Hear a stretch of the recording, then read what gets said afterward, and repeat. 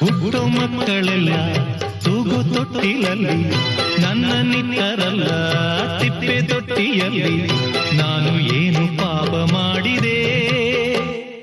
ಅರ್ಧರಾತ್ರಿಯಲ್ಲಿ ಅರ್ಧ ನಿದ್ದೆಯಲ್ಲಿ, ತಾಯಿ ಹಾಲು ಎಲ್ಲಿ ಲಾಲಿ ಹಾಡು ಎಲ್ಲಿ? ನಾನು ಯಾವ ದ್ರೋಹ ಮಾಡಿದೆ? ಭೂಮಿಯ ತುಂಬ ಅನಾಥರೆಂಬ ಕೋಟ್ಯಾನು ಕೋಟಿ ಕೂಗು ಇದೆ. ಗ್ರಾಚಾರ ಬರೆಯೋ ಬ್ರಹ್ಮ ನಿನಗೆ ಎಂದೆಂದು ಅವರ ಶಾಪವಿದೆ. ಉತ್ತರ ಇಲ್ಲ, ಪ್ರಶ್ನೆಯೇ ಎಲ್ಲ, ಕೇಳೋ ದೇವನೇ.